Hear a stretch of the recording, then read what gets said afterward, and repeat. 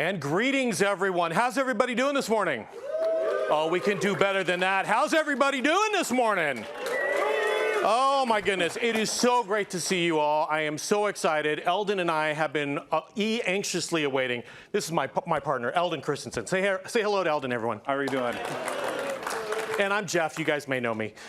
It is truly a pleasure to be here. We've been holding the wraps. One of the hardest jobs, parts of our job is to honestly keep the secrets in. And we have been waiting for this session for a long time. Without any further ado, this is what's new in Windows Server v.next. Let's talk about agenda. First item up for bids is your top request. Your number one. Not your number 10, not your number 100, your top request. We're going to get right to that. We're going to talk next generation Active Directory and SMB, mission critical data and storage, Hyper-V and AI. What did he just say? That's right, Hyper-V and AI. We're going to talk container flexibility. We're going to talk about another one of your top requests. It's either number 2 or number 3. And then finally, we're going to talk about a modern server experience. So we are in the takeoff position. Everybody strap yourself in. It's time to talk about Windows Server v.next. And let's talk about one of your favorite, absolute favorite features that happens to be used by our friends over in Xbox. So when it comes to mission critical, the Xbox team has been using Windows Server Azure Edition hot patching. They absolutely love it. To give you perspective, they have over 1,000 servers running in 18 different services. They're running between 2 and 120 SQL servers, and some workloads have been running for over 15 years. This started off completely on physical, it moved into virtual, and now it's all Azure VMs. Now, obviously, this is mission critical because if you can't play your games, that's it. It's end times. Nobody wants to hear about that. It's big trouble. So for patching, the team obviously had a way to do this. It's been automated at a complete process, and hot patching took 3 weeks out of every month to roll out the updates across the entire infrastructure without any downtime. And this happened, of course, 12 times a year. With Windows Server 2022 Azure Edition, they went to patching all 1,000 servers in less than 48 hours. That is not a typo. First of all, I want to say they sent us candy. It was kind of nice. The Xbox team was pretty happy about this. They're like, wow, this is a massive time saver because this can all happen in real time. Let me show you. Let's talk about hot patching. So hot patching is a new way to install updates that doesn't require a reboot and won't interrupt your workloads that are running on the server. So let me quickly describe this demo environment. So you can see I've got the right hand and the left hand side. And on the right hand side, I have a Windows Server Core VM that I'm going to manually install hot patch updates. Okay, I'm doing this as manual as possible so you can see this. On the left hand side, for comparison, we have our traditional updates. These are called LCUs, or latest cumulative updates. This is a traditional update. At the bottom, you can see here, I've got 2 sample workloads. These are file copies. I just want to show you we have an active workload that we do not want to disrupt. And at the top of this, we've got a timer so we can actually see in real time the patching that's going on. So let's go ahead and do a traditional versus a hot patch. And in fact, on the left-hand side, we're going to start with the traditional, and I'm going to give it a head start. I'm going to let that thing start first. Okay, so on the left-hand side is the traditional update, and on the right-hand side is, oh, it's done. Did you blink? I'm sorry if you missed it. That's a hot patch. That server's now secured. It's patched. No reboot was required. My copy continued. I feel kind of bad about that. Let's actually do a second hot patch. Okay, so this time you can pay closer attention. We'll do a second hot patch on the right-hand side. Left one's still chugging along. We're at like 12%. So here we are installing a second hot patch, and you can see just like that, it's done. Now, copies thank you, thank you. You can see the copies continued without interruption, no change. This all happens in memory. So there's no reboot required. This is happening and it's protecting my running processes. So my security is already heightened and elevated. On the left-hand side, we're still kind of chugging along at that traditional update. Let me go ahead and speed that up a little bit. I don't have a lot of time, and we have a ton of content. So let's go ahead and speed this up to the end. We're at 4 minutes, 5 minutes, 6 minutes, 7 minutes, and okay, guess what? We're done. Now a reboot's required. Now if I reboot right now, guess what's going to happen? I'm going to lose my files, my copy. I don't want to do that, so I'm going to sit around and wait for that. If that isn't impactful, if that isn't showing you why the Xbox team has deployed this in production and has been using this for months and months and months and why they are so happy, I don't know what does. Now this is server core, and I always get asked, okay, Jeff, what about full desktop? Yeah, we got that covered too. So if you're using Windows Server 2022 Azure Edition, guess what? Whether you're using server core or you're using it with the desktop experience, either one, we've got hat patching. So this takes me to your #1 request. Since we released this feature every single day, Jeff, this is great. Hot patching is a game-changing feature. No reboots, no downtime, are you kidding me? Please, Microsoft, I am begging you. We need hot patching everywhere. Not just Azure Edition, not just Azure Edition running on premises on Azure Stack HCI, we need it including VMware and even other clouds. Boom! We are delivering Arc-enabled Windows Server vNext hot patching. What does that mean? It means everybody gets hot patching. You get hot patching. You get hot patching. You get hot patching. My buddy back here gets hot patching. You want that on Windows Server Standard Edition? Done. You want that on Data Center Edition? Done. Physical, virtual, other clouds. That's right. Other clouds. Everybody gets hot patching. Now, it's enabled via the Azure portal with Azure Arc, and yes, there is a monthly subscription. Not going to hide that. Going to be super transparent. But it gives you the option to deploy it wherever you like, and of course, if you do continue to run this on Azure or Azure Stack, it's no additional charge. It's just included. So everybody gets hot patching in Windows Server vNext. Next, Active Directory. All right, stupid question. How many of you use Active Directory? And every hand goes up. Of course you do. It's the gold standard. It's what we all use for authentication, for identity management. It is the gold standard. Well, I'm excited about what we're delivering in Next Gen AD, and it starts with something. We're going to go back and deliver some scalability improvements. So if you go back to Active Directory in Windows 2000, yes, Windows 2000, the database sizes are 8K pages. That was great for Windows 2000. It was okay for 2003, 2008, but as we've gotten bigger and systems have gotten larger and organizations have gotten bigger, everyone said, we're hitting our head on some of these scalability limitations. So in vNext, we're moving to 32K pages for the database. Now, I want to be super clear. We're going to make this a transparent transaction. I don't want anybody leaving this room freaking out going, oh my gosh, my AD is about to go through some catastrophic major changes. Super simple.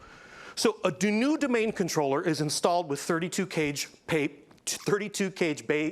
database support. Try and say that 3 times fast. But it runs in an 8K page mode for compatibility. Okay, so if it's still talking with legacy domain controllers, oh good, it's transparent, you don't know anything about it. An upgraded domain controller, if you go from an old one to a new one and you do an upgrade, guess what, still 8K pages. You need to actually move to a forest-wide and domain-wide Windows Server vNext domain and forest on all your domain controllers, and you get this new feature and this new capability and this new scalability, and you will stop running into scalability limitations there. Now, speaking of scalability, one of the other changes we're making is, again, if you look back at Active Directory, when we launched it back in 2000, it didn't need to support big systems because the biggest systems that we're shipping were like, 2 and 4 sockets with 1 core each. There was no multi-core.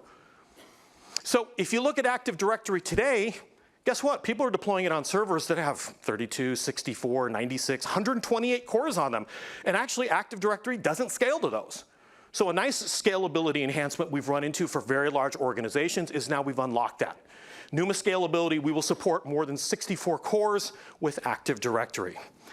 And then there's just security, and it's just a laundry list of security, and I don't have time to go through every one of these, but there's a few things I want to point out.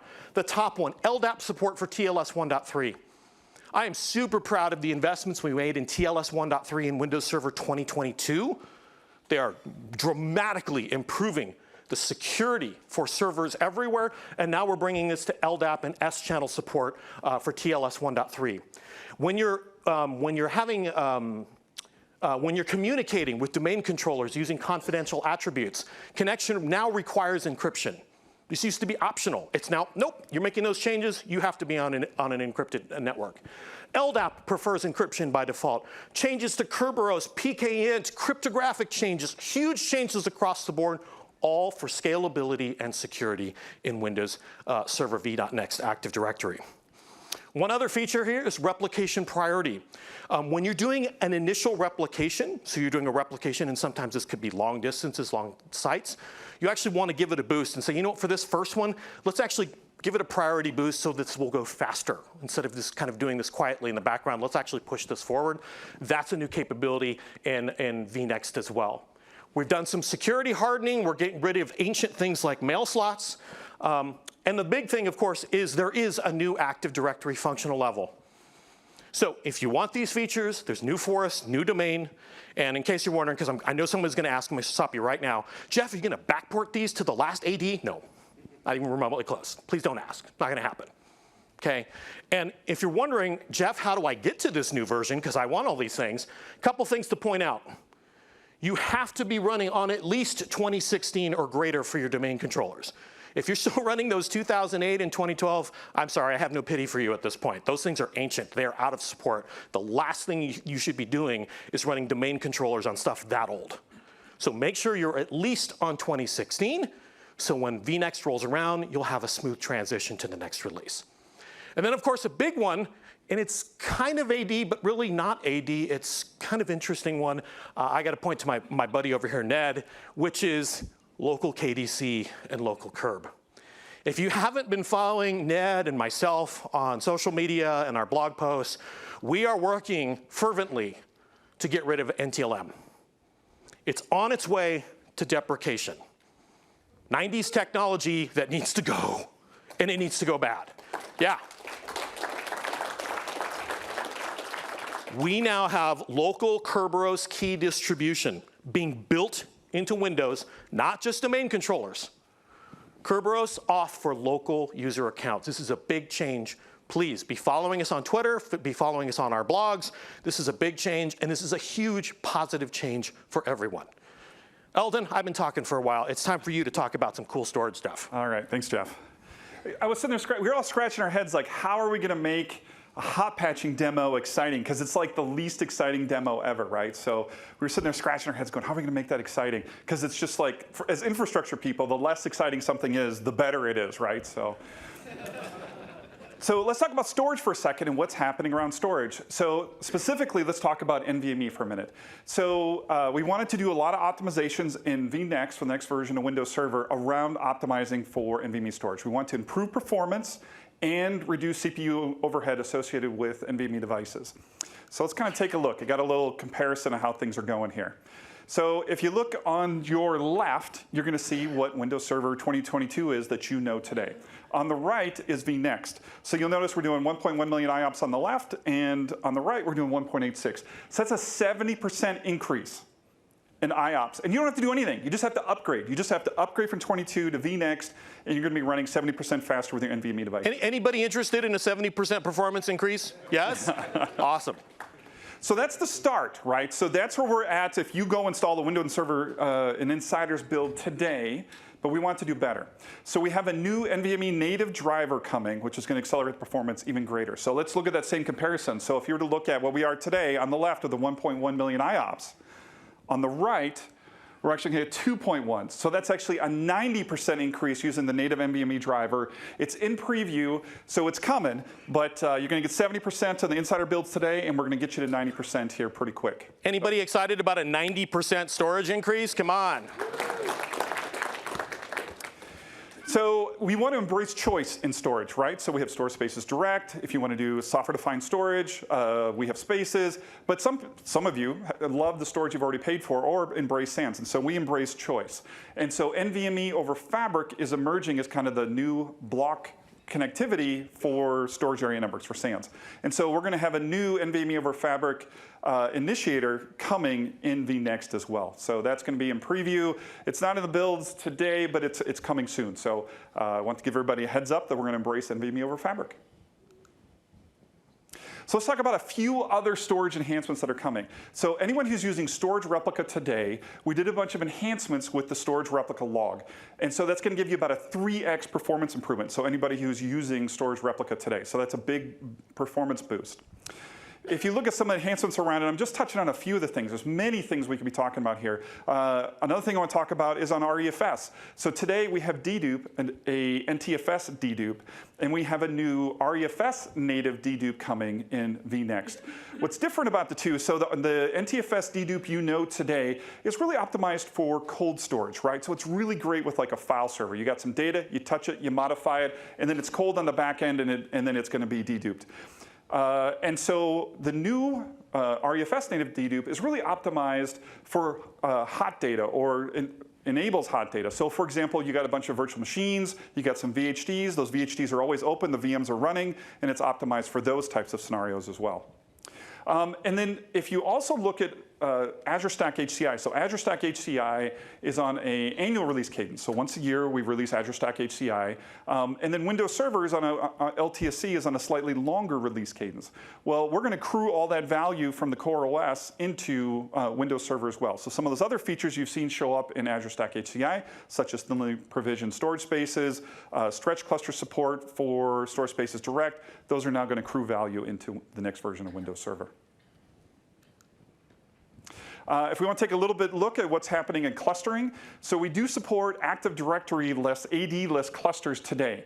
And a lot of customers want to go deploy little 2-node clusters out at the edge. You got a little remote store, a factory, and they want to reduce the infrastructure as much as possible. So we allow AD less clusters. Well, if you want to do virtual machines, there's one thing that doesn't work, and that's doing live migration of VMs. And what good is a Hyper-V deployment without live migration? You can quick migration, but nobody wants that. So now you're going to be able to do a cert-based authentication for live migration, so it has no AD dependencies to be able to do live migration. So now you're out at your remote facilities where you don't want to have local domain controllers, you don't want to have dependencies in case internet connectivity goes down, you can now do cert-based live migration. And again, I talked about we're going to support stretch clusters, and that storage replica performance improvements is a big piece that's going to enable that. We also did like a complete rewrite of cluster where updating just to really kind of improve the reliability and stability. It's now an integrated component into the cluster service. Love it. And with that, I'm going to head back to Jeff. Thank you, Eldon. So, time to switch gears. Love all the storage enhancements. Now let's switch from storage to compute in Hyper-V. And just a quick reminder, I know you probably know this, but I have to say this. Hyper-V is literally used everywhere. And I cannot stress this enough. It is a strategically important technology. Let me say that one more time for the people in back. Hyper-V is a strategically important technology. But don't believe a word I say. Look at where we're using it. This little thing called Azure, I don't know if you heard of that. That's all Hyper-V. That's the Azure Hypervisor system, the Azure Stack family, Windows Server, Windows Client. Containers use it. We use it for platform security throughout, virtualization-based security, all of that stuff. That's all Hyper-V. Oh, guys over on Xbox use it too. By the way, these are the only things I can talk to you about. There's also plenty of other things. Okay? But it is a critically, strategically important technology for us. And we continue to innovate. In fact, just to give you a peek, this was something that Mark Russinovich posted earlier this week. Here's the Azure Hypervisor system. Anybody need a virtual machine with 1,792 virtual processors with 29.7 terabytes of RAM? Yes, please is the answer. So, we're continuing to innovate. When people say, hey, isn't hypervisor innovation kind of done? We're like, no, not even close. This is just one example. There's a lot more coming. By the way, I should also point out, while we're talking about what's new in vNext, there's so much, we're not able to even tell you everything. This is only the first peek at what's new in Windows Server vNext. So let's talk about Hyper-V and AI. Now, when you think AI, what are you thinking? Well, you saw Jensen on stage with Satya. We were talking GPUs. So let's talk GPUs for a second. If you look at Windows Server 2022, where we are today with GPU support, what does that mean? Well, we have GPU with discrete device assignment. What that means is I can take a full GPU and I can map it inside the virtual machine. In fact, the host doesn't even see it anymore. It's gone. Doesn't even appear in Device Manager. It is completely mapped inside the virtual machine. Now, it's great for workloads that need to consume an entire GPU, but you don't get failover clustering, you don't get live migration, and there's no sharing. So it's literally one virtual machine gets all that GPU. Introducing Windows Server vNext GPU-P support for GPU partitioning. What does that mean? Thank you. Thank you. It means you can share a GPU across multiple virtual machines. You create GPU partitions. You then assign a partition to a virtual machine that supports that capabilities. In terms of management, of course, there's PowerShell and there's Windows Admin Center through WAC. You have full support for live migration and failover clustering. Now, first thing I know I'm going to get asked is, Jeff, can I use this on my 10-year-old server? This is what the requirements are. Number one, SRIOV is required, which is single root I/O virtualization. It's because you need to have the control plane in the host and the data plane running in the guest. It's how we can manage live migration. It requires AMD Milan or later, or Intel Sapphire Rapids or later. In terms of GPUs, and this is just a short list, there's more coming. There's a bunch of NVIDIA GPUs. And again, both live migration and high availability are supported.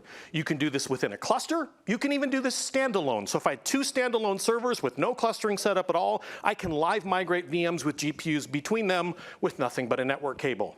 Supporting us, Windows Server, but let's actually show it to you. What does GPU-P look like? So right off the bat, here I am in Windows Admin Center. And I want to show you, I have 4 hosts. And each one of these hosts right below it, you can see has an NVIDIA A2 GPU inside of that, each of the hosts. You can see I have virtual machine assigns to each of these. You can see the second host, it has 16 partitions. Now the rest of them only have 4. And I want them to all have the same number of partitions. So let's actually go and configure the partitions on this GPU. All I'm going to do is select that system, click on Configure Partition Count, and now I can come in here and select the number of partitions. And I want it to be 4 because I want it to match and I want it to be symmetrical with the rest of the cluster. I want a homogeneous GPU partitioning configuration. So now I've configured that. I go back in here and you can see now this host has 4 partitions. But let's go ahead now and assign that to a virtual machine. Okay, real simple. Click on Assign Partition. Come in here, select the virtual machine. I want to assign this to this partition. And just like that, I just click on Assign Partition, and it's done. Now this is configuration.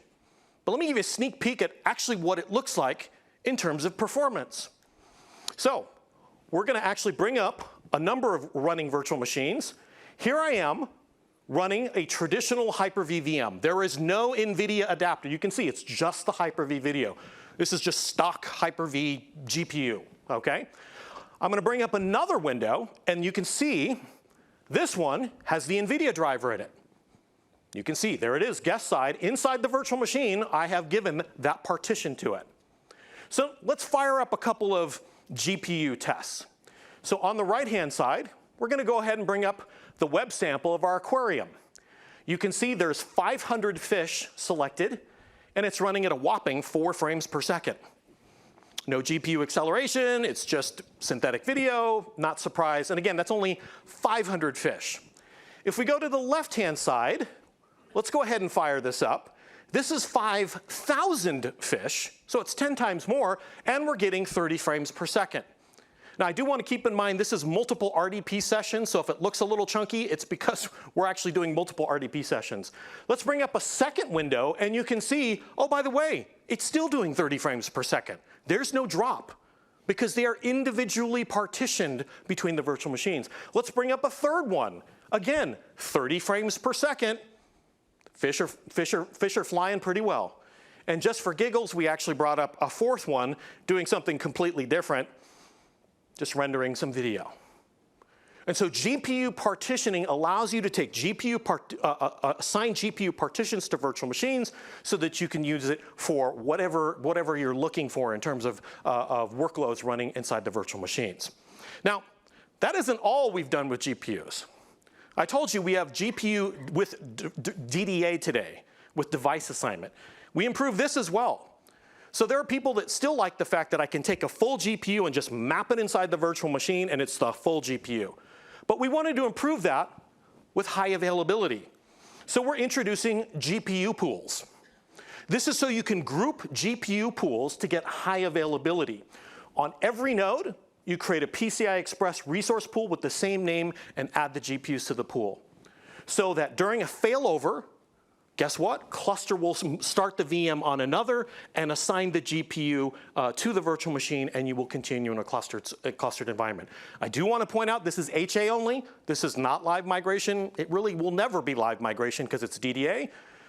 You get that with GPU partitioning. In addition, on the Hyper-V side, we're also bringing dynamic processor compatibility to Hyper-V.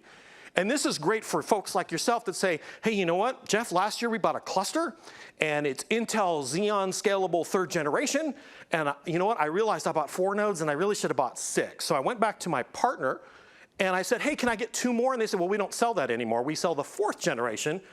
And so with dynamic processor compatibility, you can add new hosts to the cluster. And the way this works is when the systems are actually coming up, clustering looks at all of the processors across the cluster. And it determines what are all of the processor features that are available. If this is a homogeneous set, if this was all 3rd gen, they're going to get the full compatibility. But if this is 3rd and 4th gen, it's going to look all crosses and go, well, wait a minute. You have 3rd gen, but the 4th gen have these additional features. We're going to mask those off.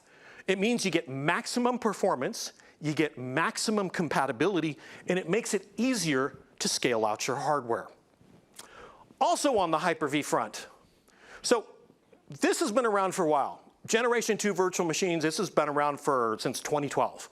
But I want to urge/stomp up my feet. If you're using Hyper-V Generation 1 VMs, you need to stop. Generation 2 VMs, we're gonna make this the default. Okay, we've been defaulting to Generation 1 for far too long. There's some big advantages with Generation 2 virtual machines. Performance and scale. Generation 1 VMs are limited to 64 virtual processors. You can go all the way up to 240 if you're running Generation 2. You also get secure boot, you get TPM, you get a UEFI firmware, and you get dynamic features like hot add capabilities that you don't get on Generation 1. It's a no-brainer. Every single OS that we support is already supported in Generation 2. So we're going to make that default for all of our GUIs. And that's in Hyper-V Manager and Windows Admin Center and more. All right. We've talked about storage. We've talked about AD. We've talked about going NTLM-less. Let's talk a little bit about networking. Again, not a lot of time, so I'm going to breeze through this one. Oh, there's a bunch of stuff coming to networking. Network ATC. Intent-based networking deployment. One-click deployment and drift remediation. You basically point to an adapter and say, what does this adapter do? Does this do storage? Great, we're going to configure this for storage. We're going to configure all of the offloads and everything you need to do in hardware. We're going to take care of that for you. And if it drifts, we'll fix it for you. Network HUD. Always on alerting and remedial operational for network issues. Who doesn't need help solving network issues? Guess what? Network HUD is there to help you with that. SDN multi-site. So you need to move workloads between multiple sites. You got containers, you got kube. Guess what? It's all transparent with SDN multi-site. Again, don't have a lot of time. I'm going to continue right along. Massive gateway performance improvements in the SDN gateway. And there's a whole bunch of stuff we're doing with hybrid AKS to make all of this seamless, high performing, low CPU utilization, and more flexibility across multi-sites. Speaking of AKS, containers. We've been doing so much work on containers, starting all the way back in 2016, 2019, 2022, and we have kept our foot on the gas pedal in vNext. The container-based image portability. You can now run Windows Server 2020 containers on vNext, and you don't need to upgrade the base image. It just works, okay? It's there. We've reduced the image size with smaller deltas. We've improved app compat very quietly for NanoServer. NanoServer is that teeny tiny little container image we have. It's less than 100 megabytes. It's 64-bit only. It's optimized for cloud native development. It's quietly very, very popular. The downloads we see for this are mind-blowing. And this is just a sneak peek at some of the things in containers. All right, time for me to pass it back to Eldon to talk about next generation file services. All right, thanks, Jeff. All right, let's talk about file servers and file services. Let me talk about SMB over Quick for a second. So what SMB over Quick is it allows you to do secure connectivity, secure and encrypted with TLS 1.3 connections over the internet. And so this is a feature we actually introduced. It's in the Azure edition, Windows Server 2022 Azure edition. And we've just had a lot of people clamoring for it and saying, I really want this feature. It is amazing. Please give it to me beyond just Azure edition. And so you asked for it, and so we listened. And so one of the things that's coming in vNext is we're going to be having Quick available in all editions of Windows Server, whether it be Data Center, Standard, and everything else. Hold on, Eldon, hold on. You get SMB over Quick. You get SMB over Quick. You get it. Oh, sorry, I'm done. I'm done. So it's coming everywhere. So let me show you about it. So maybe you haven't heard of SMB over Quick before. So let me just kind of show you what it is. We'll walk through the scenario.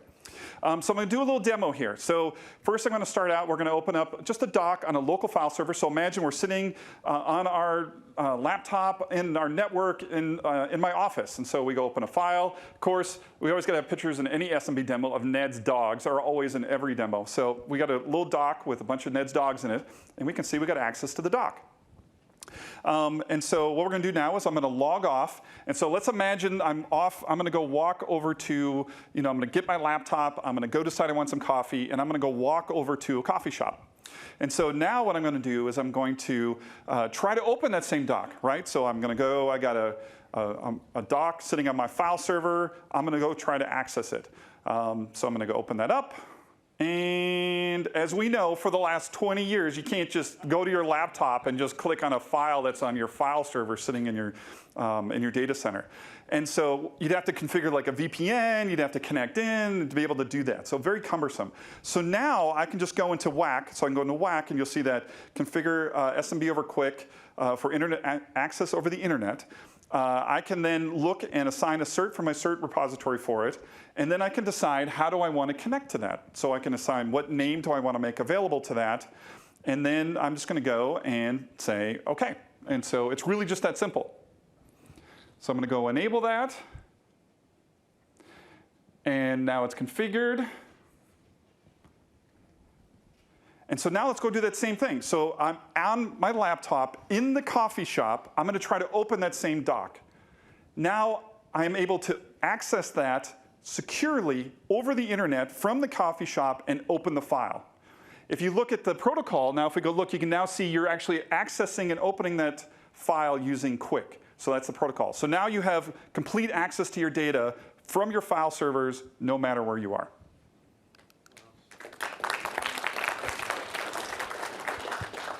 So we introduced SMB over Quick in Windows Server 22. Now it's coming to all editions, but we're continuing to innovate on what you know in 22. So what you saw there was that you can configure access on the server side. You can also now in vNext assign access from the client side. So you can say only these clients are allowed to access in addition to just turning it on. So you can control who can have access to it as well. We also are bringing some more flexibility around disabling NTLM. So imagine you on your server have some legacy app that you need NTLM enabled for, but you want to disable it for SMB. So now we have the ability to disable NTLM, at an SMB level, and we expose that via group policies, via PowerShell. So now you have greater control on disabling NTLM. So let's talk about brute force attacks for a second. So these have been around forever, right? So it's brute force attack, where you're just going to try different passwords. You're trying password 1, password 2, password 3. Whether you're going to do dictionary attacks, where you're taking common words in the dictionaries and trying to come up with, clever, combinations of them. So brute force attacks have been around forever. So one of the things that we have coming in vNext is that we put in an SMB authentication limiter. And so basically it only allows a source to authenticate. We put in basically a 2-second delay, so that slows down the amount of authentications that can happen. So for example, let's take this scenario. So if you're going to do 300 brute force attacks a second for 5 minutes, right, you're going to get 90,000 password attempts. And that, what would take normally 5 minutes, you could accomplish from a brute force attack in 5 minutes, will now take about 5 hours. And that's just us slowing down and having a limiter on how fast those brute force attacks can happen. So that's just trying to provide some more protection from brute force attacks. Actually, it's 50 hours, not 5. Did I say 5? You said 5. Thank you. 50. Missing a 0. What's a 0?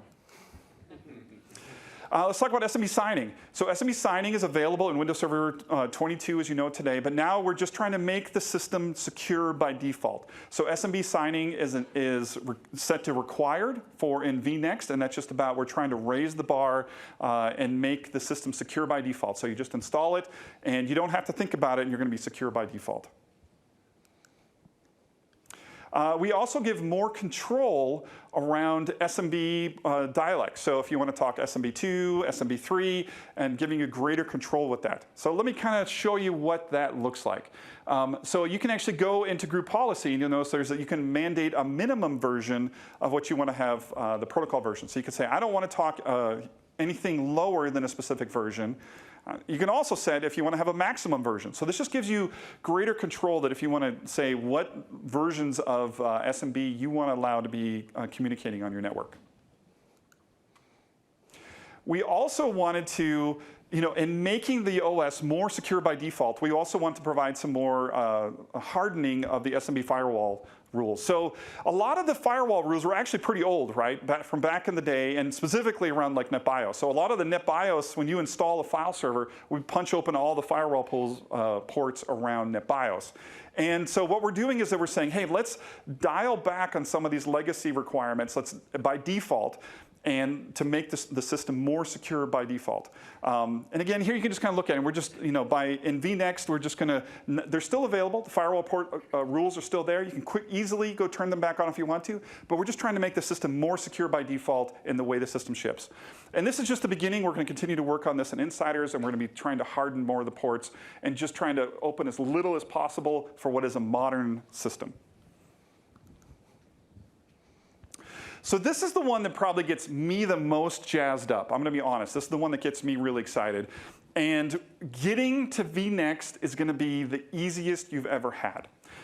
So as you know, on your Windows 11 devices, right, what do you do when a new update comes out, a new version comes out? You just open Windows Update. You see a little thing that says, the next version of Windows is available. Do you want to upgrade? And you just say, yeah. And you click the button, and then it sucks it down. You do a single reboot, and voila, you're up and running on the next version. Upgrading Windows servers, we've never had that. It's always been really hard. We are now going to have that in vNext. So you're going to be able to just go into Windows Update, you're going to see the latest update, you're just going to be able to hit Update, and it's going to update your system from the old version to the new version. So if you're running like on Azure, for example, it's very difficult to try to present the setup media into the VM. It's very hard to upgrade this. So specifically, if you're running your VMs in the cloud, you're really going to get a great advantage in a simple upgrade story and getting to the vNext. Now, it's fully manageable and controllable, so some of you are probably going, uh-oh, I don't want my junior admins just like opening Windows Update and going, cool, next version, and it hasn't been approved. So it's all group policy controlled, so for everybody here, don't totally freak out. But the goal is we're going to make it really, really simple to stay current, get current, stay current. We're putting a lot of effort into ensuring app compat to relieve the burden's on me, right? Your ability to upgrade to the next version, that burden is on me to ensure app compat. The days of 15 years ago, 20 years ago, where there would be all these breaking changes on a version upgrade, that is not the way we think anymore. And you shouldn't go spend a year validating every single app and doing all these full test passes and making sure everything works and being super scared before you hit the upgrade button. That burden's on me that I want to make sure that you can upgrade with confidence.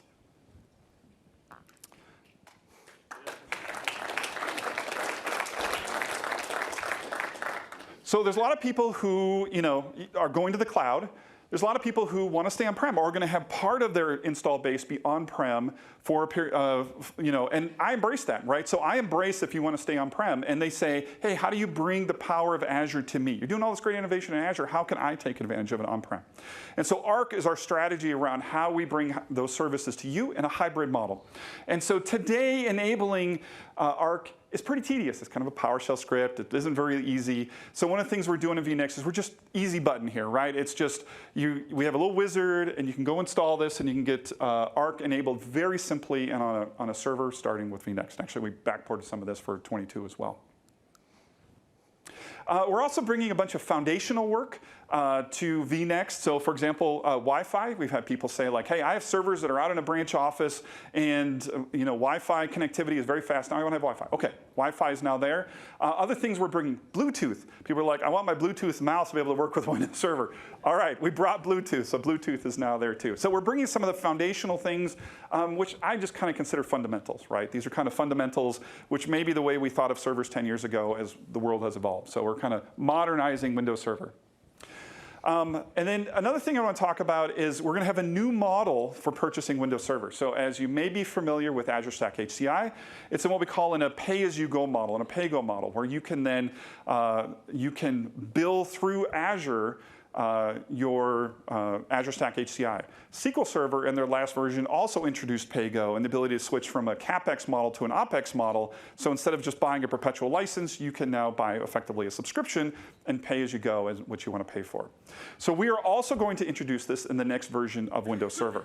And so when you install Windows Server, you'll have the ability to effectively select. And so here you'll have a radio button, and you can choose to say, use a product key, which is the same way you've been acquiring Windows Server with a perpetual license for the last 20 years. You get a key, you put it in, and then you have the perpetual license. And whatever purchasing models you use today will all still be there. But you can also choose this new pay-as-you-go. And when you select pay-as-you-go, we are then going to enable it through Arc, and we're going to bill through Azure Commerce, and so you can have a single billing system, whether you have that small number of systems which are on-prem, and if, let's say you've moved most stuff to the cloud, but you got a few things left on-prem, you don't want to have two purchasing models, or you want to switch to an OpEx purchasing model, you can do that as well.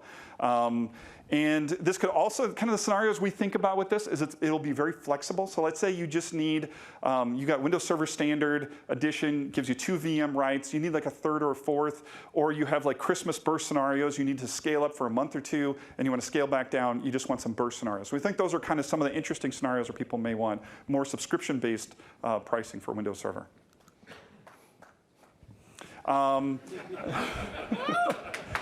Excited about licensing. We thought that was going to be the most exciting slide, licensing. Everybody wants to talk about licensing. This is one I just want to address. So people ask questions, hey, what's the story going to be for M365 apps running on Windows Server today and on the next version? And so, and this is important for everybody running remote desktop services. So you're running remote desktop services and you're running it on-prem, you want to, and having M365 app support is critical to you. We embrace you, we love you, it's not going anywhere. That's the key message I want to deliver here. So today, we support M365 on Windows Server 22 for the mainstream support cycle. That's the first 5 years of the release. And then we do releases, as you know, every 2 to 3 years of Windows Server. We're going to continue that story with VNext. So again, VNext, we will support M365 apps on VNext for the mainstream support cycle.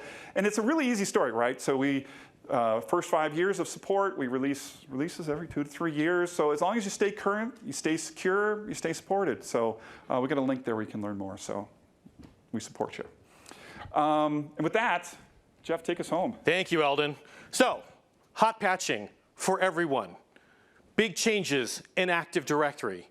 Big changes in Hyper-V, GPUs, scalability, performance, security, moving to an NTLM-less world. Oh, I love just saying that, makes me so happy. Container innovation, desktop experience innovation, SMB over quick for everyone. If you haven't gotten excited yet, one last thing, we still haven't shown you everything. Still a lot. There's some still stuff bunch of stuff that we're still holding back.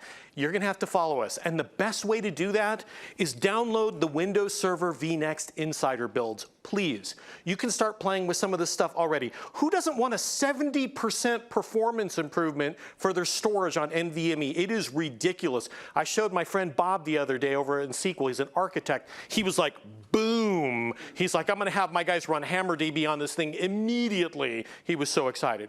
So if you want to learn more, download the Windows Server vNext from Insiders. And we would love to get your feedback. Okay, we're celebrating 30 years of Windows Server this year, and it's for folks like you in this room. Thank you so much for your support. We're so excited to deliver more features, more capabilities, and more innovation. Are there any features we're missing? Are there things that you'd like to see in desktop experience? Do your VMs run as expected? We all want to hear about it. So follow us at Windows Server Insiders community.microsoft.com. With that, I want to say thank you very much. Please fill out your surveys. If you enjoyed this session, my name is Jeff Woolsey, and this is Eldon Christensen. If you did not enjoy this session, my name is Jeffrey Snover, and this is Mark Russinovich. Thank you very much.